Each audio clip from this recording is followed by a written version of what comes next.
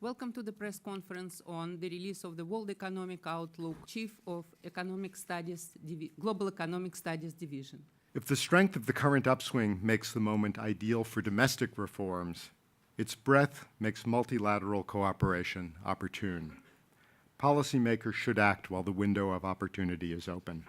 Return of a normal monsoonal rain season, given the large. What happens with government revenue is important as well. Do you invest in productive infrastructure? Do you invest in people? How do you structure the spending side?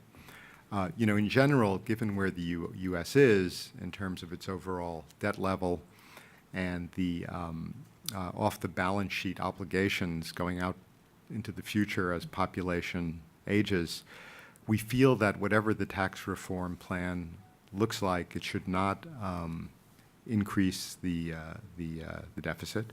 Over the medium term, as our Article 4 advice made clear, tax reform should be revenue enhancing. Can you drill down a little bit on your interpretation of why it's so low? So our concern is simply that if interest rates were to rise faster than expected or growth outcomes not validate these high asset prices, there could be abrupt repricing that could be disruptive. I think the international community has to think about.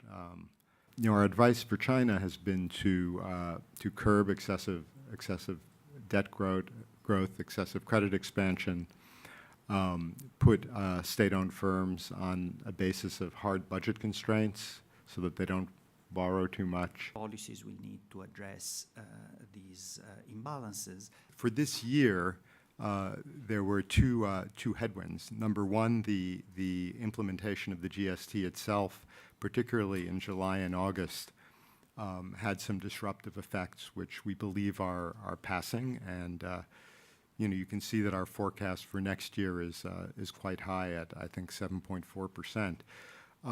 The other headwind came from the demonetization, which led for a time to temporary cash shortages. These have now been overcome. And so the downgrade for this year looks like a blip, I should say, in a much more positive longer-term picture. Thank you for joining us today. Enjoy annual meetings. Goodbye.